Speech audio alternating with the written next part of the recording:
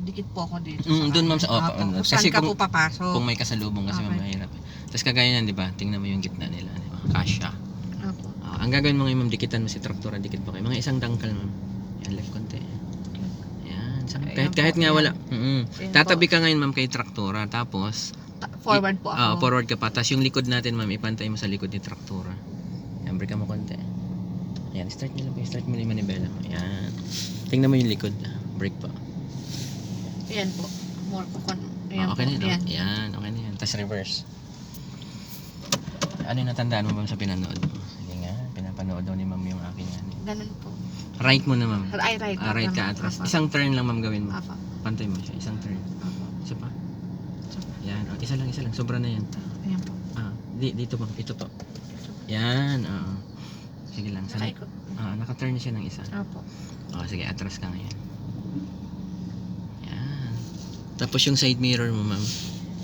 Hintayin mo yung side mirror mo na lumagpas dito sa ano. Bago po ako mabig. Sa likod ni ni traktora. Or tumapat siya dun sa lagay ng plaka. Yung lagay ng plaka ma'am, yung gitna. Alin po dyan? Yung may ganyang bakal lang. Apo. Tapat Ayan mo. po. Ayan po. Konti na lang. Yan, stop. Pwede na yan. Break. Ganyan. Kasi side mirror or yung katawan mo nakatapat dun sa gitna. Saka mo ibalik sa kaliwa. Balik nyo po. Full kaliwa. Full turn pa. Full turn. Sige. Yan. Tapos pag atras mo ulit ma'am, ang titingnan mo dito ma'am sa mirror yung gutter. Sige, atras pa kayo. Alalayan pa kayo sa brake. Yan. Sige ba? Tingnan nyo yung gutter. Nakikita nyo po ba? Opo, kita po. Kasi pag hindi nyo nakita si gutter, mag-gutter ka nun. Huwag nyo muna ibalik ma'am. Hintay mong mag-straight.